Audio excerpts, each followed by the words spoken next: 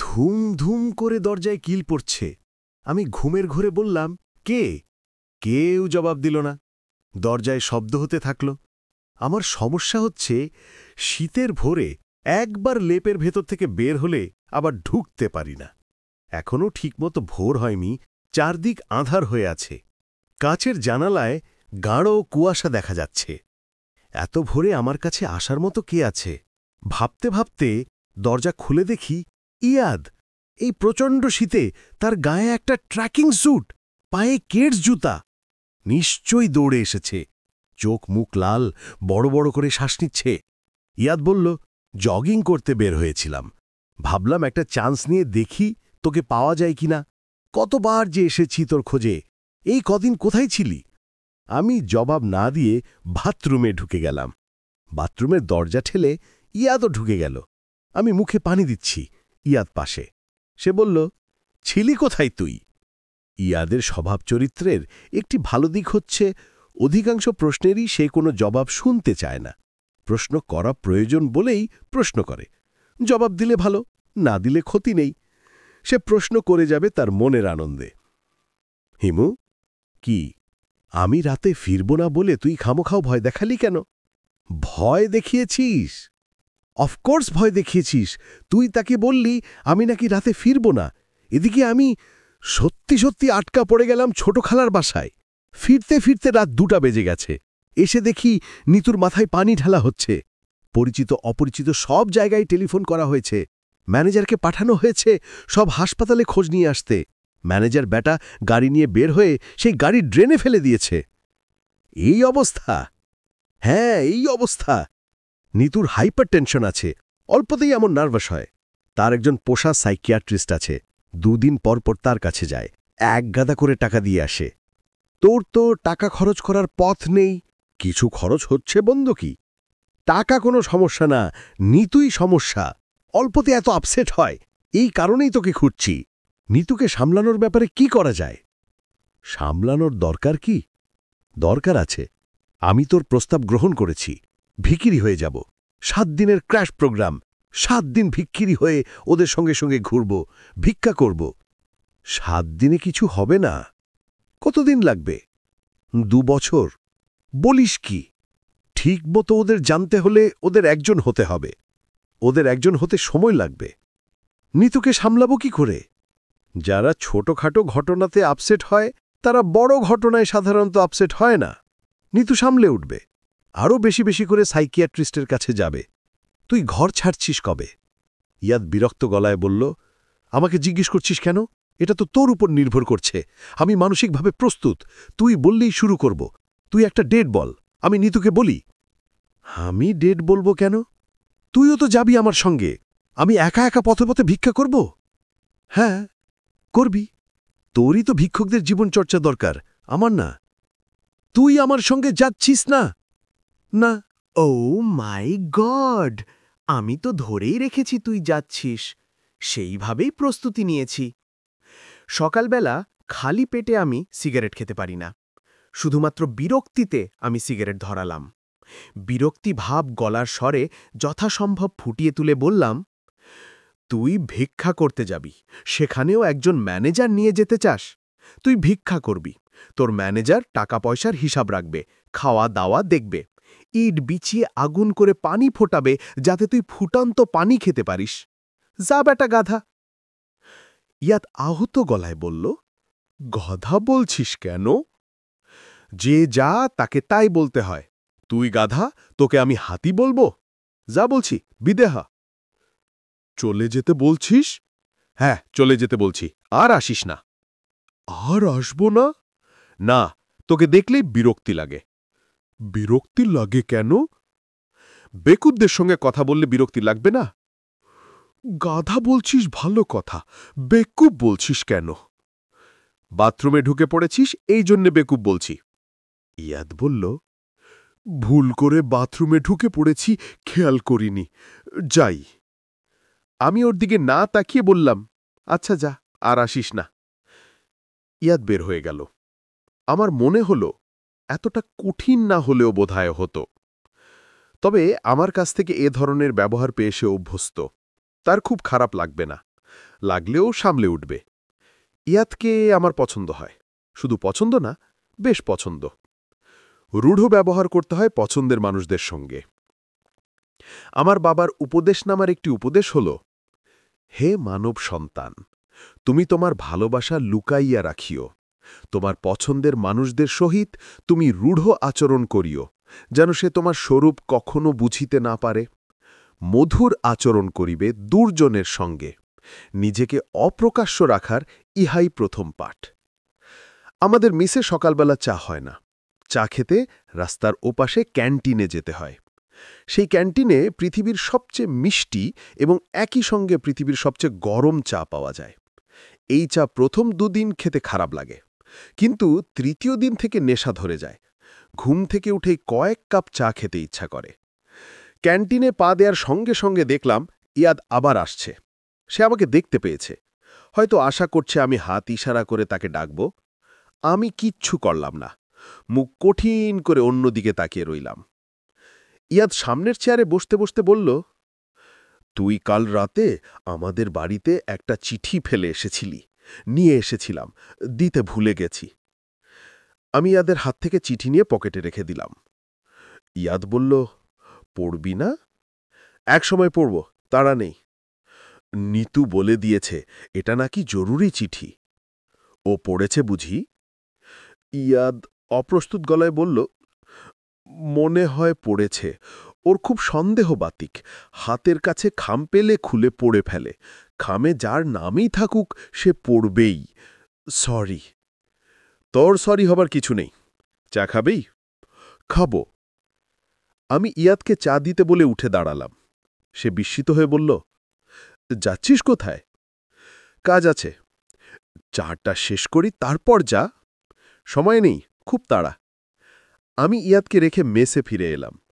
দরজা বন্ধ করে লেপের ভিতর ঢুকে পড়লাম। আজ আবার কোনো প্ল্যান নেই, সারাদিন ঘুমাব। ঘুম এবং উপবাস। সন্ধ্যায় উপবাস ভঙ্গ করব এবং বিছানা থেকে নামব। বিশ্রামের সবচেয়ে ভালো টেকনিক হল কুকুর কুণ্ডলী হয়ে শুয়ে পড়া। মায়ের পেটে আমরা যে ভঙ্গিতে থাকি সেই ভঙ্গিটি নিয়ে আসা। মায়ের পেটে গাঢ় অন্ধকার, কাজেই যেখানে বিশ্রাম নিতে হবে সেই জায়গাটা হতে হবে অন্ধকার, গাঢ় অন্ধকার। তাপ হতে হবে সামান্য বেশি, কারণ জরায়ুর তাপ শরীরের স্বাভাবিক তাপমাত্রার চেয়ে ৩ ডিগ্রি বেশি। আমার ঘর এমনিতেই অন্ধকার। কম্বলে নাক মুখ ঢেকে অন্ধকার আরও বাড়ানো হল। আমি কুণ্ডলী পাকিয়ে শোয়া মাত্র দরজার কড়া নড়ল। আমাদের মেসের মালিক এবং ম্যানেজার জীবনবাবু মিহি গলায় ডাকলেন, হিমু ভাই, হিমু ভাই। জীবনবাবুর ডাকে সাড়া দিতেই হবে এমন কোনো কথা নেই। তিনি আমার কাছে মেস ভাড়া পান না, মাসের শুরুতেই ভাড়া দেওয়া হয়েছে। ইচ্ছে করলেই চুপচাপ শুয়ে থাকা যায়, তবে তা করা সম্ভব না, কারণ জীবনবাবুর ধৈর্য রবার্ট ব্রুসের চেয়েও বেশি। তিনি ডাকতেই থাকবেন, কড়া নাড়তেই থাকবেন। সিল্কের মতো মোলায়েম গলায় ডাকবেন, চুড়ির শব্দের মতো শব্দে কড়া নাড়বেন, হিমু ভাই, হিমু ভাই। কি ব্যাপার, ঘুমোচ্ছেন? যদি বলি ঘুমোচ্ছি, তাহলে কি বিশ্বাস করবেন? একটু আসুন, বিরাট বিপদে পড়েছি। দরজা খুলতে হল। জীবনবাবু ঘরে ঢুকে দরজা বন্ধ করে দিলেন। ফিসফিস করে বললেন, মাথায় বাড়ি পড়েছে হিমু ভাই, অকুল সমুদ্রে পড়েছি। বলুন কি ব্যাপার? গলার স্বর আরও নামিয়ে ফেললেন। কোনো সাধারণ কথাই তিনি ফিসফিস না করে বলতে পারেন না। বিশেষ কিছু নিশ্চয়ই ঘটেছে, কারণ আমি তার কোনো কথাই প্রায় শুনতে পাচ্ছি না। আর একটু জোরে বলুন জীবনবাবু, কিছু শুনতে পাচ্ছি না। প্রতি বৃহস্পতিবার মেসের ৬ নম্বর ঘরে তাস খেলা হয় জানেন তো? জানি।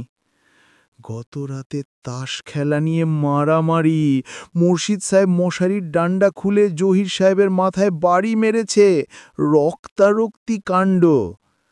আমি হাই তুলতে তুলতে বললাম, জহির সাহেব কি মারা গেছেন? মারা যায় নাই, তবে বেকায়দায় বাড়ি পড়লে উপায় ছিল। খুন খারাপি হলে পুলিশ আগে কাকে ধরত? আমাকে। আমি হলাম মাইনরিটির দলের লোক, হিন্দু। সব চাপ যায় মাইনরিটির ওপর। আপনারা মেজরিটি হয়ে বেঁচে গেছেন। এইটাই আপনার বিশেষ কথা? জি। আমাকে কিছু করতে বলছেন? তাসুদেরকে কি না খেলতে বলবো? না, না, আপনার কিচ্ছু বলার দরকার নেই। ঘটনাটা আপনাকে জানিয়ে রাখলাম। খুন খারাপি যদি সত্যি কিছু হয়, তাহলে পুলিশের কাছে আমার হয়ে একটা কথা বলবেন। আচ্ছা, বলবো। এখন তাহলে যান। আজ সারাদিন ঘুমাবো বলে প্ল্যান করেছি। আজ হলো আমার ঘুম দিবস। জীবনবাবু নড়লেন না, চুপচাপ দাঁড়িয়ে রইলেন। আমি বললাম, আরও কিছু বলবেন? জি, বলবো। মনে পড়ছে না, মনে করার চেষ্টা করছি। তেমন জরুরি কিছু নয়, জরুরি হলে মনে পড়ত। মনে পড়েছে, একজন মহিলা এসেছিলেন আপনার কাছে। রূপা? জি না, উনি না। উনাকে তো চিনি। যিনি এসেছিলেন তাকে আগে কখনো দেখিনি, নাম বলেছিলেন। নামটা মনে পড়ছে না, স্মৃতিশক্তি পুরোপুরি গেছে। মাইনরিটি তো লোক, সারাক্ষণ টেনশনে থেকে থেকে ব্রেন গেছে। মেয়েটা কিছু বলে গেছে? মেয়ে না, পুরুষ মানুষ। আমাকে নাম বললেন, একবার না কয়েকবার বললেন। আপনি দয়া করে বিদে হন। নামটা মনে করার চেষ্টা করছি, মনে পড়ছে না। বললাম না আপনাকে, ব্রেন এক্কেবারে গেছে, কিছুই মনে থাকে না। ওই দিন দুপুরে ভাত খেতে গেছি, অতসী বলল, বাবা তুমি না একটু আগে ভাত খেয়ে গেলে। বুঝুন অবস্থা, এদিকে ব্লাড প্রেশারও নেমে গেছে। ব্লাড প্রেশার হয়েছে 60। 60 ব্লাড প্রেশার মানুষের হয় না, গরু ছাগলের হয়। গরু ছাগলের পর্যায়ে চলে গেছি হিমু ভাই। জীবনবাবুকে বিদায় করে বিছানায় শুয়ে পড়লাম।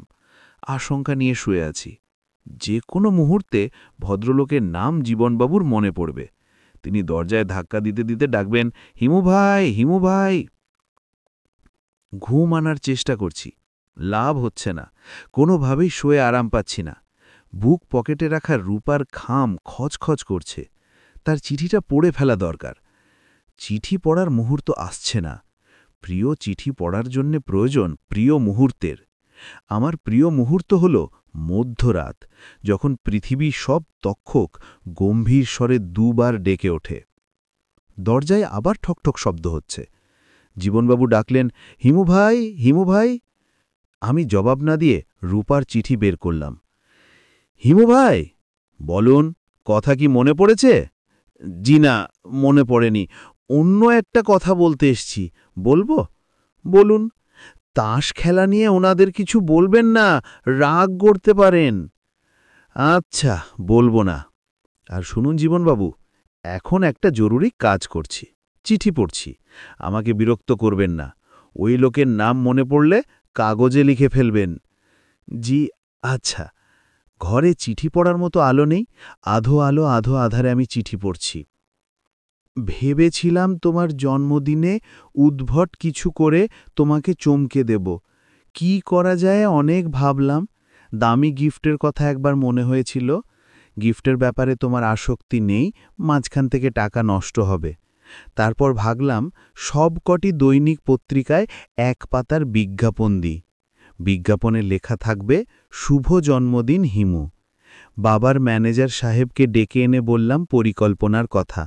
শুনে তার চোয়াল ঝুলে পড়ল। তিনি হাঁ করে তাকিয়ে আছেন তো তাকিয়েই আছেন। আমি বললাম, পরিকল্পনাটা আপনার কাছে ইন্টারেস্টিং মনে হচ্ছে না? তিনি বললেন, হচ্ছে। আমি বললাম, তাহলে খোঁজ নিয়ে বলুন কত লাগবে, আমি চেক লিখে দিচ্ছি। তিনি বললেন, হিমু লোকটা কে? আমার চেনা একজন পাগলা ধরনের মানুষ। তিনি মাথা চুলকে বললেন, পাগলা ধরনের একজন মানুষের জন্মদিনের কথা যত কম লোক জানে ততই ভালো। দেশশুদ্ধ লোককে জানিয়ে লাভ কি? ম্যানেজার চাচার কথা আমার মনে ধরল। আসলেই তো, সবাইকে জানিয়ে কি হবে? যার জানার কথা সেই তো জানবে না। তুমি নিজেই তো পত্রিকা পড়ো না। ম্যানেজার চাচা বললেন, মা, তুমি সুন্দর দেখে একটা কার্ড কিনে লিখে দাও হ্যাপি বার্থডে। আমি ওনাকে দিয়ে আসব। 100 টাকার মধ্যে গোলাপের তোড়া পাওয়া যায়, ওই একটাও না হয় সঙ্গে দিয়ে দেব। আমি বললাম, আচ্ছা তাই করব। ম্যানেজার চাচা চলে গেলেন। যাবার সময় অদ্ভুত চোখে আমার দিকে তাকাতে লাগলেন, যেন আমার নিজের মাথার সুস্থতা নিয়েও তার সন্দেহ উপস্থিত হয়েছে। হিমু, আমি আসলেই খানিকটা অসুস্থ বোধ করছি। নানান ধরনের ছোটখাটো পাগলামি করছি। ইচ্ছা করে যে করছি তা নয়। সেদিন বাবার সঙ্গে ঝগড়া করলাম। আমার ছোট মামা স্টেটস থেকে মেম বউ নিয়ে দেশে এসেছেন। সে মেম সাহেবের সম্মানে পার্টি। সবাই সেজেগুজে তৈরি হয়ে আছে। আমি নিজেও খুব সেজেছি। গয়না টয়না পরে একটা কাণ্ড করেছি। গাড়িতে ওঠার সময় কি যে হলো, আমি বললাম আমার যেতে ইচ্ছা করছে না। বাবা বললেন, তার মানে কি? আমি বললাম আমার রিসেপশনে যেতে ভালো লাগছে না। তোমার কি শরীর খারাপ লাগছে? না, শরীর খারাপ লাগছে না, শুধু যেতে ইচ্ছা করছে না। বাবা বললেন, তুমি আমার সঙ্গে ড্রয়িং রুমে আসো, আমি তোমাকে কয়েকটা কথা বলবো। সবাই গাড়ি বরন্দায় দাঁড়িয়ে রইল। বাবা আমাকে নিয়ে ড্রয়িং রুমে গেলেন। স্কুলের হেডমাস্টারের মতো গলায় বললেন, সেট ডাউন ইয়াং লেডি। আমি বসলাম। বাবা বললেন, তোমার ছোট মামাকে যে পার্টি দেয়া হচ্ছে সেই পার্টি আমরা দিচ্ছি। আমরা হচ্ছি হোস্ট, কাজেই আমাদের উপস্থিত থাকতেই হবে। শরীর খারাপ থাকলে তোমাকে কিছু বলতাম না। তোমার শরীর ভালো আছে, তোমার যেতে ইচ্ছা করছে না সেটা বুঝতে পারছি। অনেক সময় আমাদের অনেক কিছু করতে ইচ্ছা করে না, তবুও আমরা করি। মানুষ হয়ে জন্মালে সামাজিক রীতিনীতি মানতে হয়। এখন চলো আমার সঙ্গে, সবাই দাঁড়িয়ে আছে। আমি বললাম না। বাবা খুব অবাক হয়ে তাকিয়ে রইলেন। আমি বুঝতে পারছি ভেতরে ভেতরে রাগে তিনি কাঁপছেন। তারপরেও রাগ সামলে নিয়ে বললেন, রূপা, তুমি না হয় খানিকক্ষণ থেকে চলে এসো। আমি আবারও বললাম না। বাবা আর কিছু বললেন না, আমাকে রেখে চলে গেলেন। খালি বাসায় আমি একা। তখন আবার মনে হলো, কেন যে থাকলাম, চলে গেলেই হতো। হিমু, আমি এরকম হয়ে যাচ্ছি কেন বলো তো? ইদানিং বিকট বিকট সব দুঃস্বপ্ন দেখছি। শুধু যে বিকট তাই না, নোংরা সব স্বপ্ন। এত নোংরা যে ভাবলে শিউরে উঠতে হয়। কি দেখি জানো? দেখি লম্বা রোগা বিকলাঙ্গ একজন মানুষ আমার সামনে নগ্ন হয়ে দাঁড়িয়ে আছে। আমার সারা গায়ে হাত বুলিয়ে আদর করছে। কুষ্ঠরোগীর হাতের মতো হাত। তার হাত থেকে পুজ রক্ত আমার সারা গায়ে লেগে যাচ্ছে। চিৎকার করে জেগে উঠি। সারা গা ঘিন ঘিন করতে থাকে। আমি বাথরুমে ঢুকে সাবান দিয়ে গা ধুই। হিমু, আমার কি হচ্ছে বলো তো? আমার মাথাটা খারাপ হয়ে যাচ্ছে কিনা কে জানে। তোমার সঙ্গে অনেক দিন দেখা হয় না। দেখা হলে বলতাম, আমার হাতটা একটু দেখে দাও তো। কোথায় জন্মদিনের শুভেচ্ছা জানাবো, তা না আজে বাজে সব কথা বলে সময় নষ্ট করছি। জন্মদিনের শুভেচ্ছা নাও। আমি কথার কথা হিসাবে শুভেচ্ছা বলছি না। আমি মনে প্রাণে কামনা করছি তোমার দিন সুন্দর হোক। রাতে দরজা জানালা বন্ধ করে আমি অনেকক্ষণ তোমার জন্যে প্রার্থনা করেছি, যেন তুমি সুখে থাকো। মধ্যবিত্তের সহজ সুখ নয়, অসাধারণ সুখ, যে খুব অল্প মানুষই যে সুখের সন্ধান পায়। তোমার সঙ্গে অনেকদিন আমার দেখা হয় না। এবার দেখা হলে কি করব জানো? এবার দেখা হলে তোমাকে যশোর নিয়ে আসব। এখানে আমাদের একটা খামার বাড়ি আছে, বাংলো প্যাটার্নের বাড়ি, চারদিক গাছগাছড়ায় ঢাকা, বাড়ির সামনেই পুকুর। তোমাকে ওই খামার বাড়িতে নিয়ে যেতে চাই একটা জিনিস দেখানোর জন্যে। সেটা হচ্ছে পুকুরের পানি কত পরিষ্কার হতে পারে সেটা স্বচক্ষে দেখা। শীত, বর্ষা, শরৎ, হেমন্ত সবসময় এই পুকুরের পানি কাঁচের মতো ঝকঝক করছে। আমি এই পুকুরের নাম দিয়েছি অশ্রুদিঘি। বলো তো কেন? আমার জীবনে অসংখ্য বাসনার একটি হচ্ছে কোনো এক ভরা পূর্ণিমায় তোমার সঙ্গে অশ্রুদিঘিতে সাঁতার কাটব। অথচ মজার ব্যাপার হচ্ছে আমি সাঁতার জানি না। আচ্ছা হিমু, আমার এই চাওয়া কি খুব বড় কিছু চাওয়া? আমি কখনো কারো কাছে কিছু চাই না। ঠিক করেছি, এ জীবনে কিছু চাইব না। আলাদিনের চেরাগের দৈত্য যদি হঠাৎ উপস্থিত হয়ে আমাকে বলে, রূপা, চটচট করে বলো তোমার ৩টে ইচ্ছা আমি পূর্ণ করব, তাহলে মাথা চুলকে আমি বলবো, স্যার, থ্যাংক ইউ, আপনার কাছে আমার কিছু চাইবার নেই। আমার যা চাইবার তা চাইতে হবে হিমুর কাছে। ওকে একটু আমার কাছে এনে আপনি বিদে হন, আপনার গা থেকে বৃষ্টি বন্ধ আসছে। দরজায় মিহি করে টোকা পড়ছে। জীবনবাবু কয়েকবার কেশে ফিসফিস করে ডাকলেন, হিমু ভাই, হিমু ভাই। আমি চিঠি পড়া বন্ধ রেখে বললাম, কি হলো জীবনবাবু? নাম যা মনে পড়েছে বলুন, বলে বিদে হন। এটা ছাড়াও আরও একটা কথা বলতে চাইছি। কাগজে লিখে রাখুন, আমি পরে পড়ব। লিখতে গিয়েছিলাম, তারপর দেখি বল পয়েন্টে কালি নেই। আপনার কাছে কি বল পয়েন্ট আছে? আমি দরজা খুলে বললাম, লিখতে হবে না, মুখে বলুন, শুনে নিচ্ছি। তরঙ্গিনী স্টোর থেকে মুহিব সাহেব এসেছিলেন। কিছু বলেছেন? জি না, কিছু বলেননি। ওহ, আচ্ছা। প্রায় সারাদিন বসেছিলেন, দুপুরে কিছু খান উনি। 1 কাপ চা এনেছিলাম, সেটাও খাননি। চা না খাবারই কথা। মুহিব সাহেব চা সিগারেট কিছুই খান না। কি জন্য এসেছিলেন কিছু বলেননি? জি না। আচ্ছা, ঠিক আছে, এখন তাহলে যান। অন্য আরেকটা কথা হিমু ভাই, গোপন কথা। বলুন, কি বলবেন? জীবনবাবু বসলেন, মাথা নিচু করে বসলেন, অসহায় বসার ভঙ্গি। খুব বিপদে পড়েছি হিমু ভাই, ভয়ঙ্কর বিপদ। বলুন। আজ থাক, অন্যদিন বলবো। আপনার মেয়ে ভালো আছে তো? জি জি, মেয়ে ভালো আছে, ওর কোনো সমস্যা না। মেয়েটার বিয়েও মোটামুটি ঠিকঠাক। সিরাজগঞ্জের ছেলে, কাপড়ের ব্যবসা আছে। অতসীকে দেখে পছন্দ করেছে। 3 লাখ টাকা পণ চাইছে, দেব 3 লাখ টাকা। মেজবাড়িটা বেচে দেব, একটাই তো মেয়ে, আমিও একা মানুষ, মেয়ে বিয়ে দিয়ে বাকি জীবনটা হোটেলে কাটিয়ে দেব। বুদ্ধিটা ভালো না হিমু ভাই? হ্যাঁ, ভালো। আমি আজ উঠি, অন্য আরেক দিন এসে আমার বিপদের কথাটা বলবো। আমাকে বললে আপনার বিপদ কি কমবে? যদি মনে করেন বিপদ কমবে, তাহলে বলুন। আর যদি বিপদ না কমে, শুধু শুধু কেন বলবেন? রূপার চিঠির শেষটা আমার পড়া হলো না।